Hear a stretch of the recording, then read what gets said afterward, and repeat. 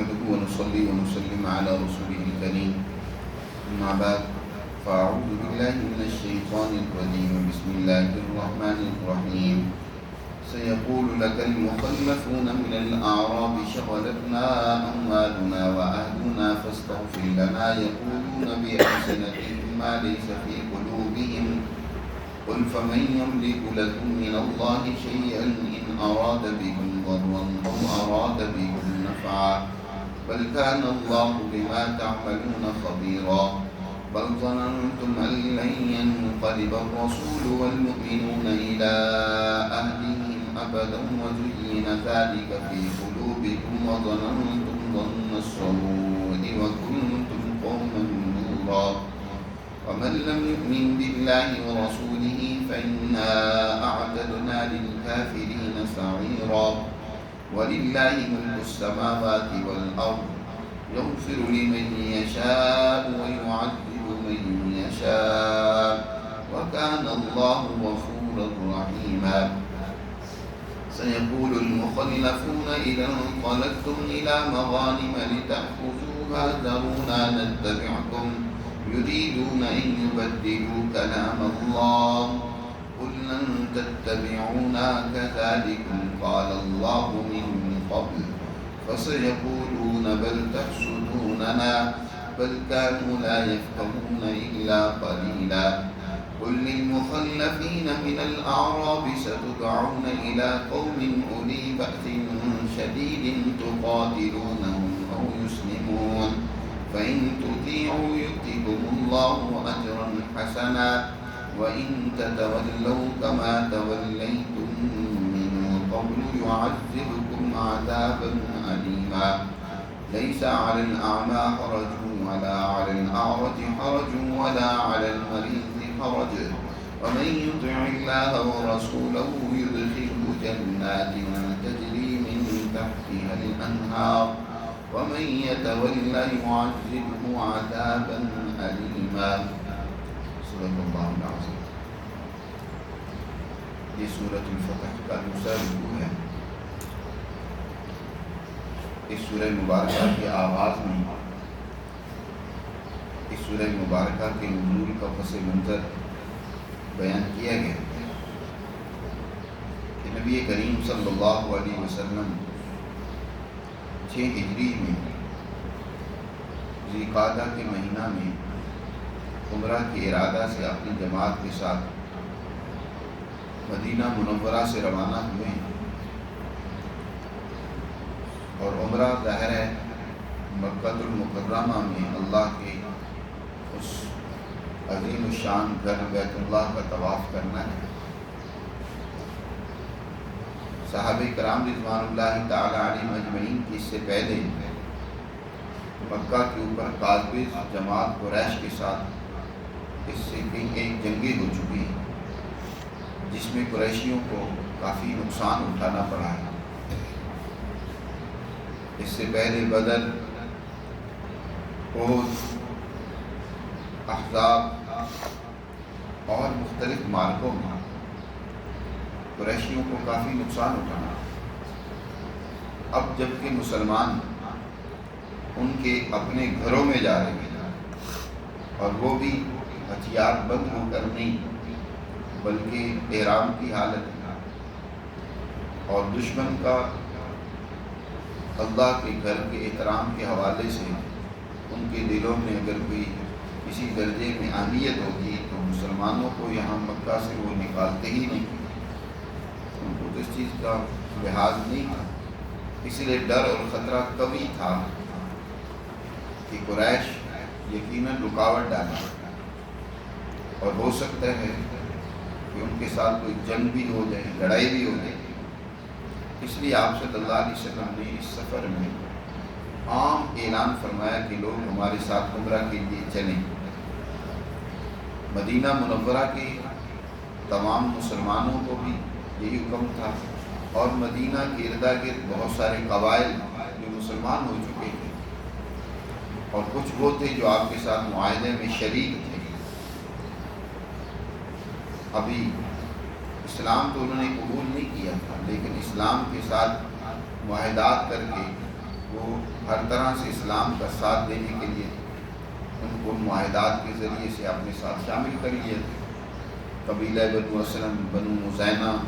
غفار، جوہینہ، یہ قبائل جو مدینہ کے ارد گرد آباد تھے، ان میں سے کچھ لوگ مسلمان ہو گئے تھے اور کچھ معاہدات کے ذریعے سے حضور صلی اللہ علیہ وسلم کے ساتھ تھے۔ ان کو بھی کہا گیا کہ تم ہمارے ساتھ چلو، لیکن یہ لوگ حضور صلی اللہ علیہ وسلم کے ساتھ اس سفر میں نہیں گئے۔ نہ تو منافق لوگ گئے، نہ ہی یہ بدوی قبائل حضور صلی اللہ علیہ وسلم کے ساتھ گئے۔ اور ان کے ذہنوں میں بھی یہ تھا کہ یہ جنگ تو موت کے مترادف ہے، یہ سفر تو موت کے مترادف ہے، اس لیے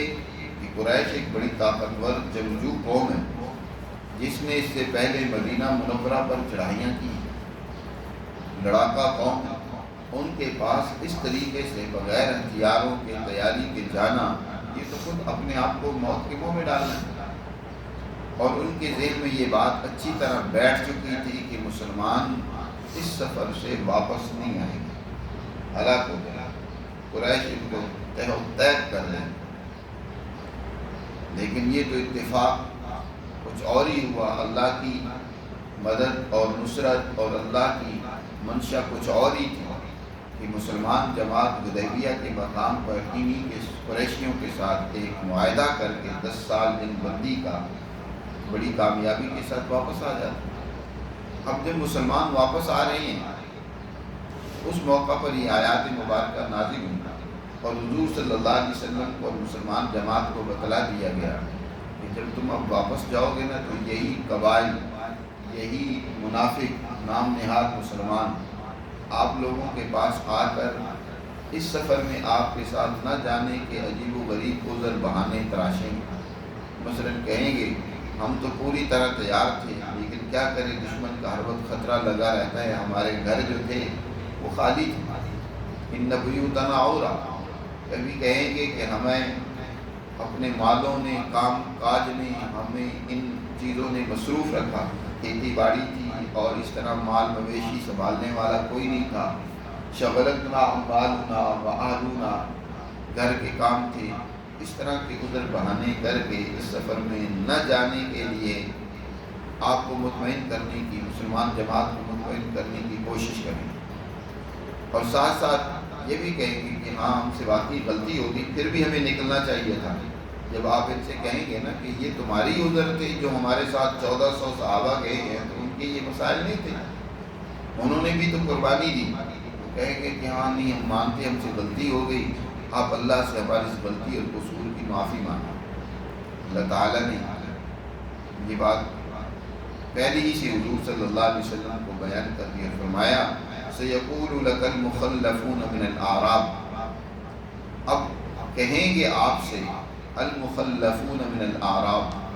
بدوؤں میں سے جو پیچھے چھوڑ دیے گئے تھے اس سفر میں آپ کے ساتھ نہیں تھے، جو بدو قبائل اعراب جو تھے، وہ کیا کہیں گے شغلتنا اموالنا واہلنا، ہمارے مالوں نے اور ہمارے اہل و عیال نے ہمیں مصروف رکھا، اس وجہ سے ہم آپ کے ساتھ اس سفر میں نہیں نکل سکے، فاستغفر لنا، ہماری کوتاہی ہے، آپ ہمارے لیے اللہ سے استغفار کریں، معافی مانگیں۔ اب یہ استغفار جب انسان سے غلطیاں ہوتی ہیں، لیکن غلطی جب اس کا اعتراف صدق دل کے ساتھ ہو، ندامت کے ساتھ ہو، آئندہ ان غلطیوں سے باز رہنے کے عزم کے ساتھ ہو، تو یقیناً اللہ ان غلطیوں کو معاف کر دیتا ہے۔ اب یہ بظاہر تو آپ کو کہہ رہے ہیں کہ فاستغفر لنا، ہمارے لیے استغفار کیجیے، لیکن ان کے دلوں میں ندامت نہیں ہے، ان کے دلوں میں اپنی اس غلطی کا احساس نہیں ہے، اس لیے اللہ نے آگے فرمایا یقولون بألسنتہم ما لیس فی قلوبہم، جی زبانوں سے وہ بات کہہ رہے ہیں جو ان کے دلوں میں نہیں ہے، زبان سے تو کہہ رہے ہیں کہ استغفر لنا، لیکن ان کے دلوں میں استغفار نہیں ہے، اپنی اس غلطی کا اعتراف اور ندامت نہیں ہے۔ اور انہیں ایک اور بات سمجھا دیں، قُلْ فَمَنْ يَمْلِكُ لَكُمْ مِنَ اللَّهِ شَيْئًا إِنْ أَرَادَ بِكُمْ ضَرًّا أَوْ أَرَادَ بِكُمْ نَفْعًا، تم نے تو یہ سمجھ لیا تھا کہ اگر ہم مسلمانوں کے ساتھ گئے تو ہم بھی مارے جائیں گے، انہوں نے تو مرنا ہی ہے، یہ تو تباہی اور بربادی کے لیے خود جا رہے ہیں، ہم کیوں اپنے آپ کو ہلاکت میں ڈالیں؟ اے پیغمبر آپ فرما دیں کہ تم یہ سمجھ رہے تھے کہ پیچھے رہ کر ہم اپنے آپ کو، اپنے مالوں کو بچا لیں گے۔ تمہارے مالوں کا مالک کون ہے؟ اگر اللہ چاہتا تو تمہیں نقصان پہنچا سکتا تھا، تمہاری موت تمہارے گھروں میں آ جاتی، تمہارے مویشیوں پر کوئی ژالہ باری ہوتی اور وہ تمہارے مویشیوں میں کوئی وبا پھیل جاتی، تمہاری کھیتوں پر کوئی ژالہ باری ہوتی، وہ تباہ و برباد کر دیے جاتے، کون بچانے والا تھا؟ تم نے یہ سمجھا ہے کہ جنگ میں جانا، موت کے منہ میں اپنے آپ کو دھکیلنا ہے، پھر موت تمہیں گھروں میں کیوں آ جاتی ہے؟ اینما تکونوا یدرککم الموت، تم جدھر بھی چلے جاؤ نا موت وہاں بھی پہنچ جائے گی۔ قل فرما دیجیے فمن یملک لکم، کون ہے تمہارے لیے اللہ کے مقابلے میں کسی چیز کا کوئی اختیار رکھنے والا؟ اللہ اگر تمہاری گرفت کرے تو اللہ کی اس گرفت سے بچانے کا اختیار کسے ہے؟ ان اراد بکم ضرا، اگر اللہ تمہیں نقصان پہنچانا چاہے تو کوئی بچا سکتا ہے تمہیں؟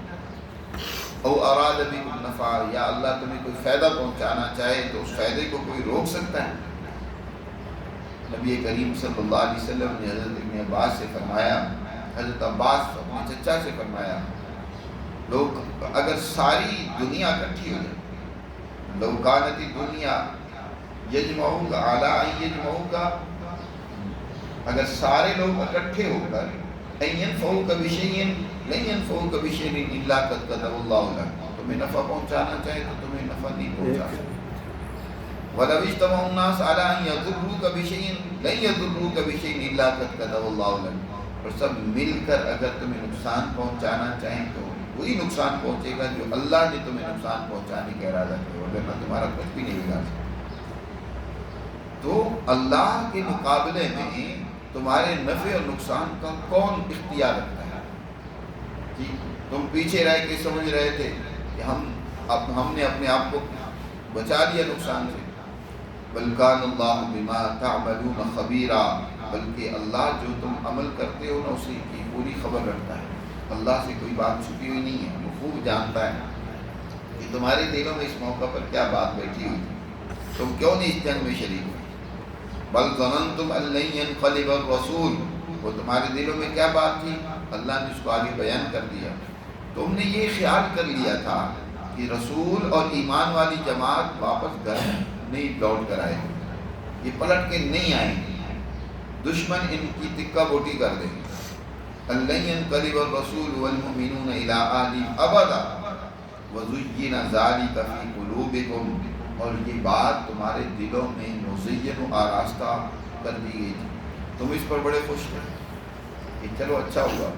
یہ مسلمان جائیں وہی تباہ و برباد ہو جائیں گے اور ہم جو ہیں یہاں اپنے آپ کو بچا لیں گے۔ یہ بات تمہارے ذہنوں میں بڑی آراستہ ہو گئی کہ اچھا ہے یہ جائیں، اور ہم نے بڑی حکمت عملی سے، دانش مندی سے، سمجھداری سے اپنا بچاؤ کر لی ہے، ہم اس جنگ سے اور اس سفر سے بچ گئے۔ بل ظننتم، قرآن کہتے ہیں وَزُيِّنَ ذَلِكَ فِي قُلُوبِكُمْ وَظَنَنتُمْ ظَنَّ السَّوْءِ، اور تم نے یہ برا گمان ذہنوں میں بٹھا رکھا تھا کہ یہ سفر تو مسلمانوں کی تباہی کا سفر ہے۔ وَكُنْتُمْ قَوْمًا بُورًا، بات یہ کہ تم ہی تباہ ہونے والے ہو، مسلمانوں کی تباہی نہیں، اللہ کی وہ تو فوج ہے اس زمین میں جن کے ذریعے اللہ نے دنیا میں اپنے دین کو غالب کرنا ہے، تم ان کی تباہی کا ایک خیال ذہنوں میں بٹھائے ہوئے تھے، اللہ تمہیں تباہ کرے گا، تم قوم بورا، تم ہی تباہ ہونے والی قوم۔ وَمَن لَّمْ يُؤْمِن بِاللَّهِ وَرَسُولِهِ فَإِنَّا أَعْتَدْنَا لِلْكَافِرِينَ سَعِيرًا، یاد رکھو جو اللہ پر اور اس کے رسول پر دل و ایمان سے دل سے ایمان نہیں لاتا، یقین نہیں رکھتا، تو بے شک ایسے کافروں کے لیے ہم نے دہتی ہوئی آگ تیار کر رکھی ہے، ان کا انجام بہت برا ہے۔ اللہ اور اس کے رسول پر دل و جان سے ایمان لایا ہے، ان کی ہر بات کو بلا کسی عذر قبول کیا جائے۔ آج بھی اللہ اور اس کے رسول کی تعلیمات پر ایمان لانا ایک مسلمان کے لیے ضروری ہے۔ ہم عذر بہانے کر لیتے ہیں، جب بھی کوئی اللہ اور اس کے رسول کا حکم آئے طرح طرح کے ہیلے بہانے اور کوئی نہ کوئی آزار ہمارے سامنے آ جاتے ہیں۔ یہ ایک سچے مسلمان کے لیے زیبا نہیں ہے کہ اللہ اور اس کے رسول پر ایمان رکھے اور پھر اس کے حکم کی تعمیل میں کوتاہی کرنے لگ پڑے، اس کا مال، اس کے اہل و عیال یا کوئی اور چیز اس کے راستے میں رکاوٹ آ جائے، ہر حال میں اسے پورا کرنے کی کوشش کریں۔ وَلِلَّهِ مُلْكُ السَّمَاوَاتِ وَالْأَرْضِ، اور یاد رکھو آسمان و زمین کی بادشاہت اللہ ہی کی، آسمانوں کا بھی وہی بادشاہ ہے، زمین کا بھی وہی بادشاہ، اور آسمانوں میں اس کی بادشاہت فرشتوں کے ذریعے سے قائم ہے، زمین میں اس کی بادشاہت اس سچی مسلمان جماعت کے ذریعے سے قائم ہے۔ دنیا میں اللہ کا نظام، اللہ کی تعلیمات اور اس کی حکمرانی وہ دنیا میں اس سچی جماعت کے ذریعے سے قائم ہے۔ یغفر لمن یشاء ویعذب من یشاء، اللہ جسے چاہتا ہے معاف کرتا ہے اور جسے چاہتا ہے عذاب اور سزا دیتا ہے۔ وکان اللہ غفورا رحیما، اور یاد رکھو اللہ بہت معاف کرنے والا مہربان بھی ہے۔ اب بھی اگر تم توبہ کر لو گے، مخلص بن جاؤ گے، اللہ اور اس کے رسول کی تعلیمات پر عمل کرو گے تو یقیناً وہ غفور اور رحیمہ ہے، وہ بڑا معاف کرنے والا، بڑا مہربان ہے۔ چنانچہ اس کے بعد بہت سارے قبائل اور بہت سارے لوگ سچے مخلص مومن بنے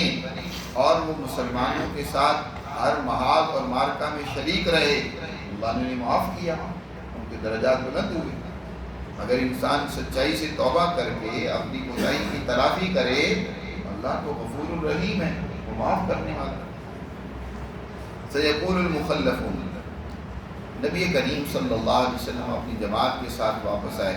مدینہ منورہ میں ابھی چند دن ہی قیام تھا، آ کر واپس مدینہ میں ٹھہرے تو اللہ کی طرف سے ایک نیا حکم ملا کہ اب خیبر پر چڑھائی کرنی ہے۔ خیبر یہودیوں کی آبادی تھی، یہاں ایک قلعہ تھا اور باغات تھے، یہاں کھیتیاں تھی بہترین، جس قدر بھی یہودی بدعہد تھے۔ نبی کریم صلی اللہ علیہ وسلم جب مدینہ تشریف لائے تو آپ نے یہودی قبائل کے ساتھ معاہدات کیے، ان معاہدات کے تحت ان پر لازم تھا کہ وہ مدینہ کی حفاظت میں حضور کا ساتھ دیتے اور جو جو معاملات طے ہوئے ان کو پورا کرتے، لیکن انہوں نے ہر موقع پر اسلام دشمنی کا کردار ادا کیا، مسلمانوں کو نقصان پہنچانے میں ذرا بھی کسر نہیں چھوڑی، بلکہ غزوہ خندق کے موقع پر بھی بنو قریظہ نے کھل کر مخالفت کی، اور اس سے پہلے بنو نذیر نے وہ مسلمانوں کو، بلکہ غزوہ احزاب جو ہے، غزوہ خندق بھی جسے کہا جاتا ہے، اس کا سبب ہی بنو نذیر کے یہ سردار بنے، انہوں نے مکہ والوں کو، عرب کے لوگوں کو بھڑکایا، برانگیختہ کیا، جنگ کے لیے انہیں آمادہ اور تیار کیا، ایک بہت بڑی فوج کے ذریعے سے مدینہ منورہ پر حملہ آور ہوا، اور اس طرح ہر موقع پر بدعہدی ان سے ظاہر ہوتی رہی۔ اب ان کی بدعہدی کا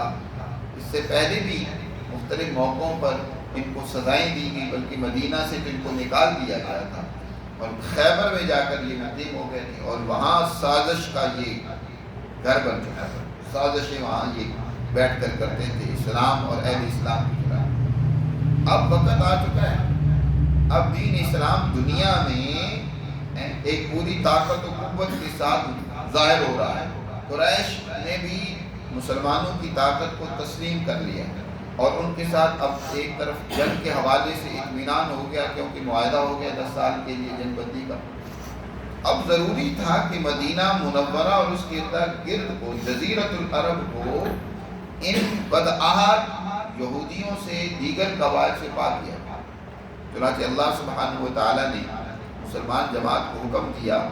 اس صلح حدیبیہ کے بعد کہ خیبر پر چڑھائی کرو۔ خیبر پر چڑھائی کرو گے، اگرچہ اس پہلے سفر حدیبیہ کے سفر میں تمہیں کچھ نہیں ملا، لیکن اس سفر میں اب خیبر پر جب تم چڑھائی کرو گے تو دنیاوی طور پر بھی اللہ تمہیں اموال غنیمت عطا کرے گا۔ ان کی وہ باغات، زمینیں، زرخیز زمینیں اور جدی کشتی، ان کے وہ مال و دولت جو انہوں نے اکٹھے کر رکھے تھے، یہودی کیونکہ سمیارے اور مختلف کاروبار، سود کے بھی کاروبار کرتے، بہت سارے مال انہوں نے جمع کر رکھے تھے، فرمایا اللہ وہ تمہیں غنیمت کے طور پر دے گا، لیکن اس میں شرط یہ ہے کہ اس خیبر کی جنگ میں صرف وہی لوگ جائیں گے جو حدیبیہ میں آپ کے ساتھ، اس کے علاوہ کوئی اور جانا چاہے گا تو اس کو اجازت نہیں۔ چنانچہ جب آپ نے خیبر کی تیاری کی تو وہ دیگر منافق نام نہاد مسلمان یا دوسرے قبائل انہوں نے بھی کہا کہ اللہ کے رسول ہم بھی آپ کے ساتھ اس سفر میں چلتے ہیں، اس جہاد میں چلتے ہیں۔ تو میں نہیں، اللہ نے تمہیں منع کر دیا کہ تم اس جنگ میں ہمارے ساتھ نہیں شامل۔ انہیں بھی تنبیہ کرنی مقصود تھی۔ اور جو سچے اولو العزم مسلمان 1400 جنہوں نے اس سفر میں حضور کا ساتھ دیا، پرواہ نہیں کی کہ کیا آگے دشمن کا مقابلہ ہوگا، اور انہوں نے حضور صلی اللہ علیہ وسلم سے حدیبیہ کے مقام پر اپنی جان قربان کرنے کی بیعت بھی کی، میدان نہ چھوڑنے کا عزم بھی ظاہر کیا، ان کے لیے یہ مخصوص کر دیا کہ یہ غنیمتیں، یہ خیبر کی جنگ صرف تمہارے لیے۔ چنانچہ اس کا قرآن ذکر کرتا ہے ان الفاظ میں، سیقول المخلفون، اب یہ کہیں گے پیچھے چھوڑ دیے جانے والے یہ بدو اعراب اور نام نہاد مسلمان، اذا انقلبتم، جب تم چلو گے الی مغانم، غنیمتیں لینے کے لیے، اس مغانم سے مراد خیبر کی غنیمتیں، لتاخذوها، تاکہ تم انہیں حاصل کرو، تو کیا کہیں گے، ذرونا نتبعکم، ہمیں اجازت دو ہم بھی تمہارے ساتھ چلیں، ہم بھی تمہارے ساتھ جانا چاہتے ہیں۔ یریدون ان یبدلوا کلام اللہ، یہ چاہتے ہیں کہ اللہ کے احکامات کو تبدیل کر دیں۔ اللہ کا حکم تو یہ ہے کہ یہ اس جنگ میں آپ کے ساتھ نہیں جائیں گے۔ قل لن تتبعونا کذلکم قال اللہ من قبل، اے پیغمبر فرما دیجئے ہرگز تم ہمارے ساتھ نہیں جا سکتے اس سفر میں، اسی طرح اللہ نے پہلے سے فرما دیا، اللہ کا حکم پہلے اس سے نازل ہو چکا ہے۔ اب جب مسلمان یہ کہیں گے کہ اس جنگ میں تم ہمارے ساتھ شریک نہیں ہو سکتے، تو وہ آگے سے کیا کہتے ہیں، اصل میں تو تمہارے دلوں میں ہمارے بارے میں حسد، تم چاہتے یہ ہو کہ ہم بھی اس غنیمت میں تمہارے ساتھ شامل نہ ہو جائیں، تمہاری کی غنیمتیں کم نہ ہو جائیں، حصہ تمہیں کم نہ ملے، تم ہم سے حسد کرتے ہو، اس لیے تم ہمیں اس جنگ سے روک رہے ہو۔ فَسَيَقُولُونَ بَلْ تَحْسُدُونَنَا، یقیناً یہ کہیں گے بلکہ تم ہم سے حسد کرتے ہو۔ بَلْ كَانُوا لَا يَفْقَهُونَ إِلَّا قَلِيلًا، مسلمان جماعت کے دل میں حسد نہیں ہے، وہ ان اموال کو دوسروں میں تقسیم کرنے سے گریزاں نہیں ہے، بلکہ بات یہ ہے کہ جو اللہ کے احکامات کے اسرار ہیں، رموز ہیں، حکمتیں ہیں، ان کو یہ نہیں سمجھتے۔ یہاں کیا حکمت ہے، ان کی تربیت کرنا مقصود ہے، ان کو تنبیہ کرنا مقصود ہے، جی وہ تبھی ہوگی جب اس جہاد سے، اس خیبر کی فتح سے ان کو معلوم رکھا جائے گا، کیونکہ وہ ان کو معلوم تھا کہ جب مسلمانوں کا قریش کی ایک بہت بڑی طاقت قوت مقابلہ نہیں کر سکی اور وہ مغلوب ہو گئے، سلنڈر ہو گئے، انہوں نے صلح کر لی، یہ خیبر کی یہودیوں کی تو کوئی اہمیت ہی نہیں، کمزور تھے، اور واضح لگ رہا تھا کہ یہودیوں پر جب مسلمان حملہ کریں گے، وہاں چڑھائی کریں گے، تو یقیناً یہودی جو ہے ان کو ہتھیار ڈالنے پڑیں گے اور ان کی وہ ساری غنیمتیں مسلمانوں کو ملے گی، تو اس لیے ان کو بھی نظر آ رہا تھا کہ اس میں کوئی زیادہ خطرے والی بات نہیں ہے، لیکن وہ یہ نہیں سمجھتے تھے کہ جہاں ضرورت ہے اصل میں جنگ میں جانے کی، وہاں تو تم گئے نہیں ہو۔ قل للمخلفین من الاعراب، فرما دیجئے ان پیچھے چھوڑے جانے والے بدوؤں سے فرما دیجئے اگر تمہیں جنگ کے ہی شوق ہے نا، کہ ہم تو جنگ میں جانا چاہتے ہیں، تو ستدعون الی قوم اولی بأس شدید، یقیناً تمہیں بلایا جائے گا ایک ایسی قوم کی طرف جو بڑی طاقت والی ہے اور بڑی جنگجو ہے، اولی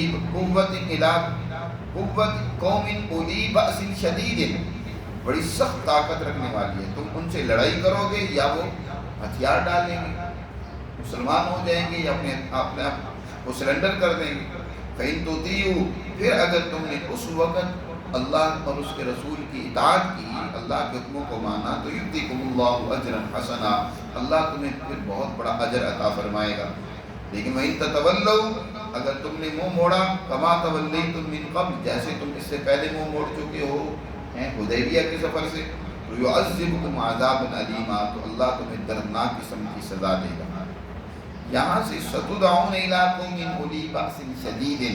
کہ تمہیں بلایا جائے گا ایک ایسی قوم کی طرف لڑنے کے لیے جو اولی بأس شدید، بڑی سخت جنگجو قوم۔ اس سے کون سی قوم مراد ہے جن کی طرف جنگ کے لیے ان اعراب کو بلایا جائے گا؟ اس بارے میں مختلف مفسرین کی آراء ہیں۔ بعض نے تو کہا خیبر کے بعد جو جنگیں پیش آئیں جس میں غزوہ موتا ہے، اور اسی طرح فتح مکہ اور حنین اور بنو ثقیف کے خلاف جو جنگیں ہوئی ہیں، لیکن یہ اولی بأس شدید کا مصداق نہیں ہے، کیونکہ ان جنگوں میں کوئی زیادہ سخت جنگجو قوم سے مقابلہ نہیں کرنا پڑا، بلکہ مقابلے کی جتنی بھی طاقت و قوت ہے وہ کمزور ہے، اور وہ اب مسلمانوں کے مقابلے میں لڑنے کی ان کے اندر جرت و ہمت نہیں ہے۔ جہاں تک غزوہ موتا کی بات ہے تو غزوہ موتا میں اگرچہ لڑائی ہوئی ہے رومیوں کے ساتھ، لیکن حضرت خالد بن ولید رضی اللہ تعالیٰ عنہ نے بڑی حکمت عملی سے مسلمان جماعت کو بچا کر، کوئی زیادہ نقصان نہیں کیا بلکہ ان کو بچا کر جو ہے وہ سلامتی کے ساتھ واپس لے آئے۔ اور اسی طرح جو فتح مکہ ہے، فتح مکہ میں تو قریش کو مزاحمت کی ان میں جرت ہی نہیں تھی، بلکہ جب انہوں نے اس معاہدے کو توڑا اور بنو بکر نے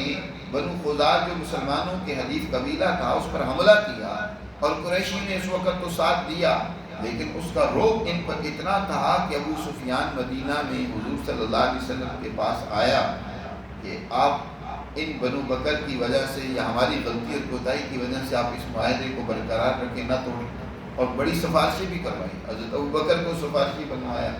بنایا، حضرت عمر کو، حضرت علی کو، کہ کسی طریقے سے حضور اس معاہدے کو برقرار رکھیں۔ اب لڑنے کی ضرورت نہیں ہے ان میں،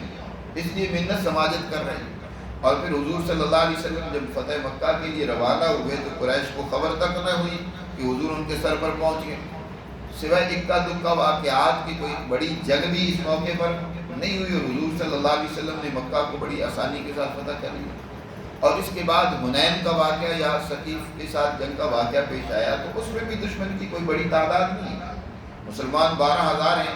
اور دشمن 3,000 کا زیادہ سے زیادہ لشکر ہے۔ وقتی طور پر حنین میں ایک مسلمانوں کی تھوڑی سی غفلت کی وجہ سے دشمن نے جو اپنے تیر انداز چھپا کر بٹھا رکھے تھے، اس کی وجہ سے وقتی طور پر تھوڑی سی بھگدڑ مچی، لیکن آخر مسلمانوں نے جو ہے ان پر غلبہ پا لیا۔ ان کو اپنے مال، اپنی اولادیں اور عورتیں تک وہی میدان میں چھوڑ کر بھاگنا پڑا۔ تو یہ اولی بأس شدید کا مصداق نہیں ہے، یہ اولی بأس شدید کا مصداق در حقیقت وہ جنگ ہے جسے جنگ یمامہ کہا تھا، جو ابو بکر صدیق رضی اللہ تعالیٰ عنہ کے دور میں بنو حنیفہ مسلمہ کذاب کے خلاف لڑی۔ یہ جنگ بہت بڑی جنگ تھی، سخت جنگ تھی، اس میں مسلمانوں کا بھی بہت نقصان ہوا۔ مسلمہ کذاب جب حضور صلی اللہ علیہ وسلم کی رحلت ہوئی، انتقال ہوا، تو اس وقت بہت سارے قبائل مرتد ہو گئے، بعد میں زکوٰۃ دینے سے انکار کر دیا، بعد میں اسی طرح جو ہے حکومت کے خلاف خروج کیا، اور اسی طرح کچھ نے تو ارتداد بلکہ نبوت کا اعلان کر لیا۔ مسلمہ کذاب جو تھا اس نے نبی ہونے کا اعلان کیا، اور اپنے ارد گرد بہت سارے قبائل کو اکٹھا کر لیا، اور خود بنو حنیفہ جو اس کا قبیلہ تھا، بڑا جنگجو، عرب کا بہترین جنگجو یہ قبیلہ مشہور تھا۔ حضرت ابوبکر صدیق رضی اللہ تعالیٰ عنہ نے ان کے مقابلے کے لیے اکرمہ بن ابی جہل کی قیادت میں ایک لشکر بھیجا، لیکن انہیں بھی نقصان اور شکست اٹھانی پڑی۔ شراحیل بن حسنہ کی قیادت میں بھیجا، شکست اٹھانی پڑی۔ آخر میں پھر تیسری مرتبہ حضرت خالد بن ولید رضی اللہ تعالیٰ عنہ کی زیر نگرانی ایک لشکر روانہ کیا گیا۔ مسلمانوں کو اس میں بھی بہت بڑا ابتدائی نقصان اٹھانا پڑا،